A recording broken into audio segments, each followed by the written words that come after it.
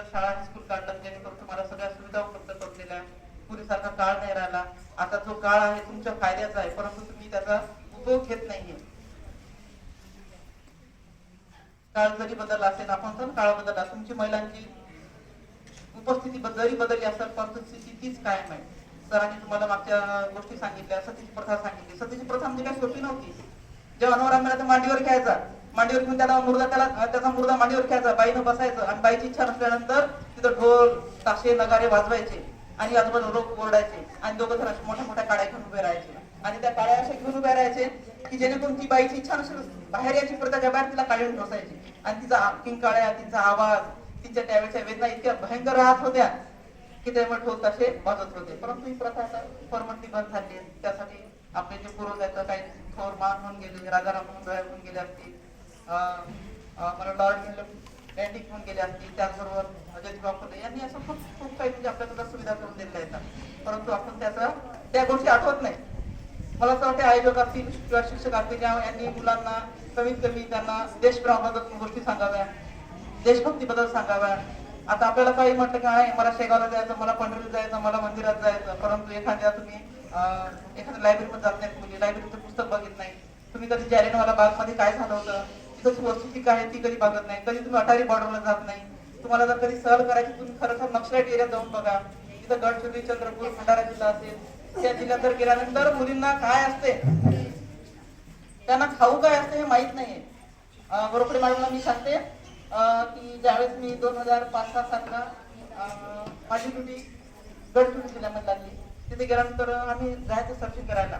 तिथे नक्षलाईट खूप मारतात, ते वगैरे करतात किंवा ते लगेच सरकारच्या विरोधात आहेत आणि ते कधी प्लास्टिक करतील. लहान लहान मुली, छोट्या छोट्या यांच्या वयाच्या मुली रायफल घेऊन राहायच्या, त्याचं कधी फायरिंग करतील.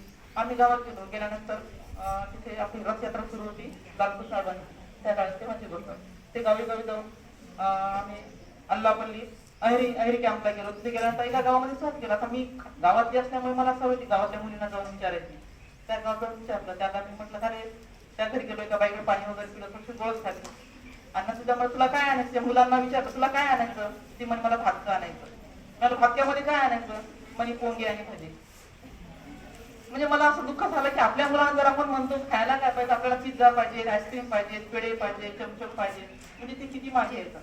जेव्हा त्या गावामध्ये मी बाजार पाहायला गेली, तिथे बाजारात एक माणूस सायकल घेऊन यायचा, सायकलवरती आपली फेरांडवली स्नो वगैरे काय असते ना ते घेऊन यायचा, असे जुने एक्सपायर झालेले शॅम्पूची पुडी घेऊन यायचा, किंवा मग असं जे आपण घालत नाही असे जुने पुराणे एक्सपायर झालेले असे दागिने का सायकलवर घेऊन यायचा, त्याची कढई राहायची, वडे भाजी तळायचा आणि तिथे ते मुलांना कटलं सामान घेऊन घ्यायचं. म्हणजे ती आताची पुढीच नाही, आताची सुद्धा ती स्थिती आता पण आहे. म्हणजे किती डेंजर कंडिशन आहे. गावागाव जाऊन पाहायचं, आपली ती तशी काहीच कंडिशन नाही. आपण किती चांगले आहात, तुम्हाला सगळ्या सुविधा. रडल्या 2 दिवस पाय हातपाय फोडले तर लगेच मोबाईल देते आई, देते की नाही देते. म्हणजे मला अभ्यास करायचा नाही, मला पाहायचं, लगेच आई देऊन देते. म्हणून तुम्हाला जो अधिकार भेटते त्या अधिकाराचा गैरउपयोग करू नका, त्याचा फायदा घ्या. मोबाईल मध्ये चांगल्या गोष्टी पहा, पुस्तक वाचा. पुस्तकामुळे काय होते, तुमचे शब्दरचना, तुमची होकाबरी वाढते की नाही. पुस्तक वाचल्यानंतर तुमचं शुद्धलेखन वाढते. तुम्ही तर लिहितच नाही, आजकाल ते लिहायला कामच नाही. पटकन झाले एक शब्द तोंडाने बोलले की लगेच टाईप होऊन जाते होते की नाही. कोणाला एसएमएस पाठवत असताना.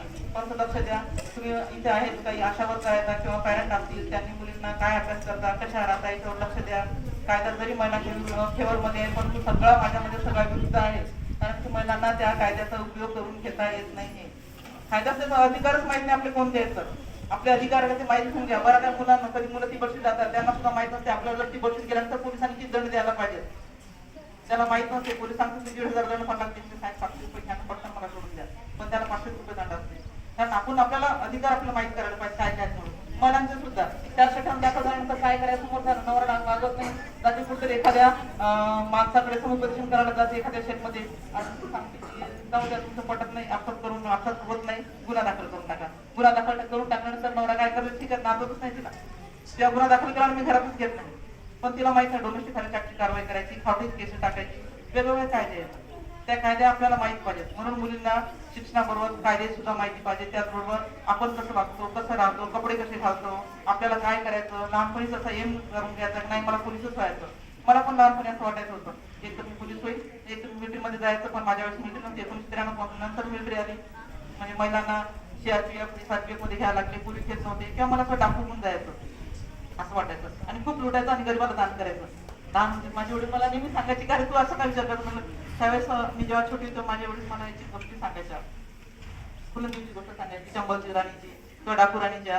पिक्चर सुद्धा मी तसेच पाहिजे ज्यामध्ये आपल्याला काही घेता येते म्हणून. जेव्हा तुम्ही एखादा पिक्चर पाहता, पिक्चर मध्ये फक्त लव्ह स्टोरी पाहता, त्या महिला दोघ जण गेले कुठतरी फिरले, काहीतरी रोमांस करतात, नाचतात, गातात ते पाहता, परंतु ते स्टोरी मध्ये काय स्ट्रगल आहे ते कधी पाहत नाही. त्याच्यामध्ये त्याचा दुरुपयोग काय होते ते पाहत नाही. त्याच्यानंतर काय होते, मुलींचं काय होते, तिच्या आयुष्यामध्ये काय होते हे बघत नाही. म्हणून आई वडिलांनी मुलांना मुलींना पिक्चर दाखवताना सोबत बसायला पाहिजे, त्यांना त्या गोष्टी सांगायला पाहिजे याचा अर्थ काय म्हणून.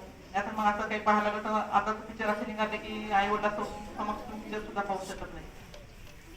वल्गर सीन येतात, चुकीचं येतात, परंतु आपल्या समोर किती वल्गर असेल, आपली मैत्रीण किती खराब असेल, आपल्या आजूबाजूचं सराउंडिंग किती खराब असेल, आपले आई वडील रोज भांडतात, वडील दारू पितात जरी असले तरी त्यातून तुम्ही चांगला मार्ग काढू शकता, तुमच्या अभ्यासावर लक्ष देऊ शकता, त्यातून तुम्ही चांगलं घेऊ शकता.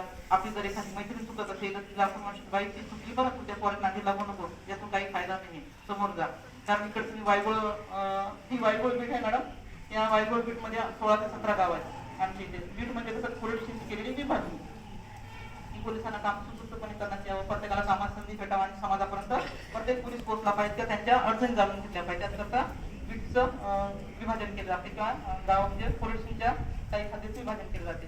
तिथं म्हणजे 15-16 गाव आहेत. या 15-16 गावामध्ये एवढ्या मुली पळून गेल्या तर अल्पवयीन मुली की त्या पूर्ण आपल्या वाशिम जिल्ह्याच्या पण नाही आणि वायगोळच्या सर्वात जास्त. याचं कारण काय, तुम्ही याचा शोधाचा प्रयत्न केला, एक तर दारू प्रकरण व्यसनाधीन, आई वडिलांचं दुर्लक्ष असेल, कधी कधी आई वडिलांचं लक्ष जरी असेल परंतु मुलीला भेटलेलं चुकीचं मार्गदर्शन किंवा चुकीचं कायद्याचे परिणाम वाचू होत नाही.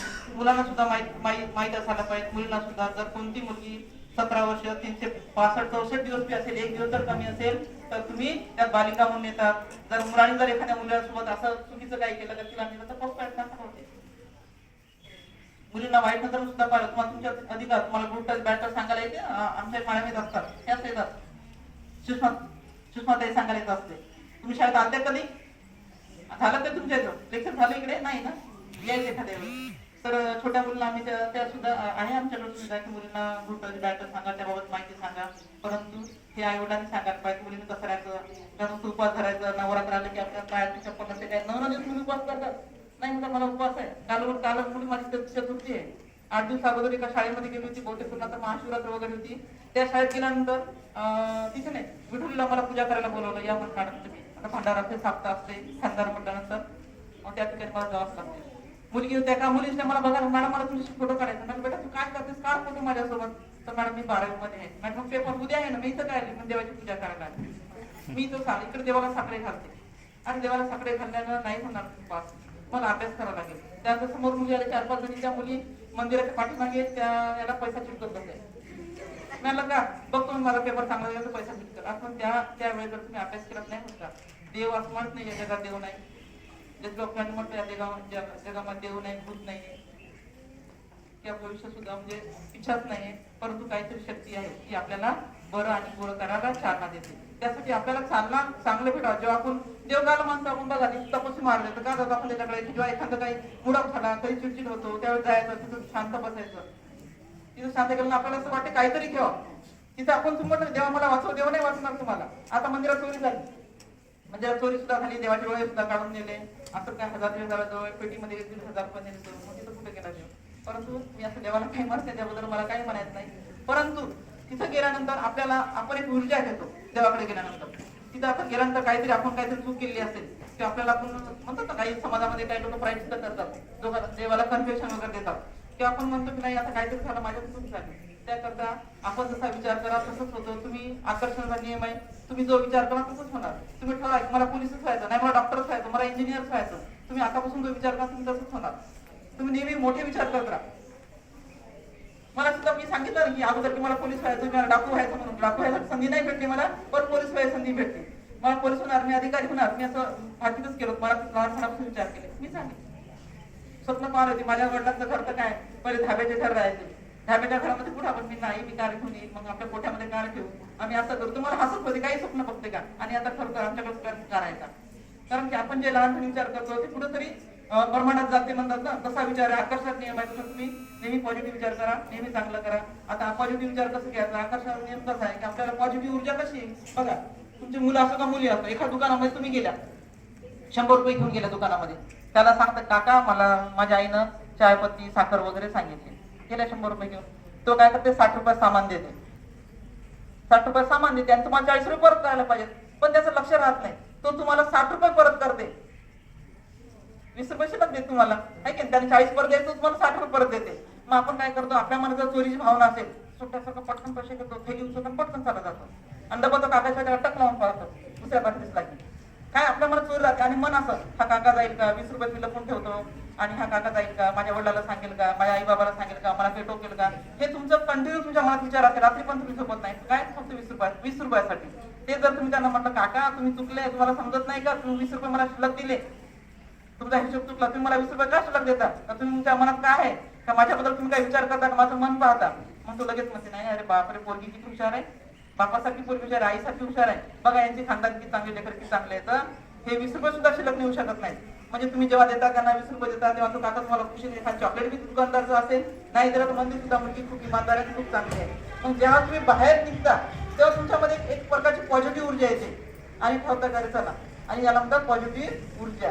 की जेव्हा तुम्ही बाहेर आल्यानंतर जेव्हा तुम्हाला जो आनंद भेटते, तुम्ही त्याला सांगता की काका हे 40 रुपये नाही, 60 रुपये नको मला, हे 40 रुपये मला पाहिजे. जेव्हा तुम्ही सांगता, जेव्हा तुमचं तो कौतुक असेल, त्या कौतुकाचं तुमच्या हाताला तुम्ही साखर आणि पत्ती घेऊन जेव्हा बाहेर येतात, बागडत येतात, तेव्हा तुम्हाला असं वाटते की नाही आता आपल्याला ती पॉझिटिव्ह ऊर्जा भेटते, आणि त्या आनंदाने सांगता की अरे या काका मला चांगलं भेटतं. दुसऱ्या बरं दुकानात गेले की त्या तुम्हाला अरे पोरगी आली खूप चांगली, म्हणजे अशी याला पॉझिटिव्ह ऊर्जा येते. असं तुम्ही जेव्हा कुठे चांगलं कर्म करणार, चांगलं तुम्ही सत्यतेने वागणार, तेव्हा तुम्हाला ऊर्जा मिळेल. आणि लक्षात ठेवा, तुम्ही जर तुम्हाला कोणी चुकीचं ठरवत असेल, कोणी चुकीचं म्हणत असेल, तुम्ही कितीक मुलीत राहा, कितीक बायका मोठ्या झाल्यानंतर सुद्धा कुठेही राहा, हजारो महिला तुम्ही राहिल्या असाल, हजारो मुलीत राहिल्या असाल, हजारो माणसात असणार, आणि तुम्ही एकटेच जर महिला असेल आणि तुमचं जर खरं असेल तर तुमचा आवाज सुद्धा सगळ्या पुरुषांचा आवाज दबेल आणि तुमचा आवाज समोर येऊ शकतो. आणि लक्षामध्ये तुम्ही सगळ्या कंटाळलेला अजून एकदम भाषण बाकी येतं, मला पण 2-3 ठिकाणी जायचं आहे. लक्षात ठेवा, कायद्याचे परिणाम खूप बेकार आहेत. जोपर्यंत मुली मोठ्या होत नाही, तुमच्या पायावर उभ्या राहत नाही, तुम्हाला चांगली नोकर लागत नाही, तोपर्यंत प्रेम भावना त्या गोष्टीच्या अजिबात नादी लागायचं नाही.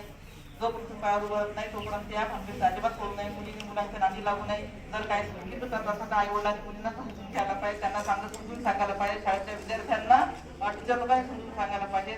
जोपर्यंत शाळेचं नाव, आई वडिलांचं नाव, तुमच्या संस्थेचं नाव मोठं करत नाही, गावाचं नाव, देशाचं नाव पूर्ण करत नाही, तोपर्यंत मुलींनी कोणाच्या नादी लागू नये आणि बोलावर करायच्या भानगडीत पडू नये, पडून द्यायच्या भानगडीत सुद्धा पडूच नाही. जर तुम्हाला मोठं पद भेटलं, उच्च शिक्षित झाल्या, तुम्हाला आई वडील अजिबात म्हणत नाही. आता माझ्यासारखा एखादा अधिकारी झाला, IAS झाला, IPS झाल्या, PS झाल्या, पोलीस सुद्धा झाल्या, तुमच्या पायावर उभ्या राहिल्या, तुम्ही म्हटलं नाही मला याच्यासोबत लग्न करायचं, आई बाबा म्हणणार बाबा तू मोठी झाली, समजदार झाली, आई बाबा तुम्हाला काही म्हणणार नाही. पण तुमची खायची सोय नाही, समोरच्याची खायची काही सोय नाही, आणि तुम्ही चालल्या कोणातरी सोबत 8वी 9वी 10वीच्या मॅडम, म्हणजे मी ह्या तर खूप समोरच्या खूप लहान आहे, तर कोणीतरी 6वीतली मुलगी सुद्धा पळून गेलेली आहे. 6वीतली मुलगी 7वीतली मुलगी पळून गेली आहे, म्हणजे किती लाज वाटण्यासारखी. माझं प्रेम आहे, मी गेली त्यासोबत लग्न करतो. आता हा जे विद्यार्थ्याचा भाग आहे, मुलीला तो त्या पुराणामध्ये मुलीला पूर्वी साधं, हा खूप मोठा विषय आहे की लहानपणी मुलीचं लग्न करून दिलं तर त्यावर सुधारायला त्याच्यासाठी त्या क्रेझी व्हायच्या. आता तोच प्रकार आहे, लहानपणीचं लग्न करून दिलं त्या मुलीला मध्ये गेल्या तर त्यांना आई वडील, पॅरेंट, नातेवाईक काहीच वाटत नाही. काल पुन्हा आपल्या कोणीची घटना घडली, इथं 15 वर्षाची मुलगी एका मुलासोबत प्रेम होतं, 18-20-22 वर्षाच्या मुलासोबत, गावाचे 4-5 जाती होती, वेगळ्या जातीचे होते. आजोबाने किती एखादी जीव दे ते म्हणजे तुम्हाला काही जीव देत नाही, निसारीच्या परत पूर्ण जाणार, आणि आजोबाने आत्महत्या केली. त्या मुलीने हा विचार नाही केला की आपल्या आई वडिलावर काय बितेल, आपल्या आजोबावर काय बितेल. आजोबाची इमेज होती की मी एवढ्या गावात नाच लावून गोष्टी करतो, प्रसन्न होतो, आणि माझ्या मुलीने, माझ्या नातीने माझा छोटी मुलाचं पळून गेला, पळून गेली आणि त्याने आत्महत्या केली. आता आणली मुलगी, मुलाच्या समोरच्यावर दाखल झाला, पळून राहिले, पळापळी राहिले, पोलिसांचा बेदम मार खाऊन राहिले. परंतु फायदा काय, गेले ना आजोबा गेले, आई बाबा काय गेले, आई वडिलांवर काय परिणाम होते. म्हणून मुलीने आपल्या बरोबर आपल्या वडिलांची टोपी म्हणतात ना, आई वडिलांची इज्जत ठेवायची, स्वतःचा फायदा जिथं असेल ते करायचं, चांगला अभ्यास करायचं, चांगलं नाव कमवायचं. आणि तुम्हाला कधी अडचण आली असं बघा, 112 डायल आहे, 112 डायल करायचं. मुलींकरता हेल्पलाईन आता 1091 1090 त्याच्यावर फोन करायचा. तुम्हाला जर तुमच्याकडे कधी अडचण झाली, अजिबात घाबरू नका, माझ्याकडे तुम्हाला माहिती मी अजिबात मला चापट बी मारत नाही, गालगुटी ऐकत नाही. परंतु लाता हातात माझे पाय तुटून बसले, 2-3 रॉडाच पायात.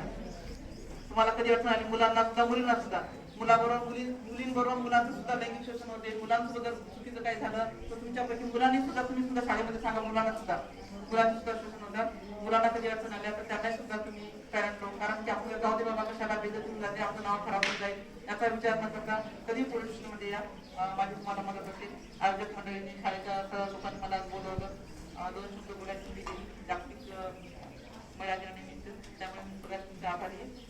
धन्यवाद. जय हिंद, जय भारत.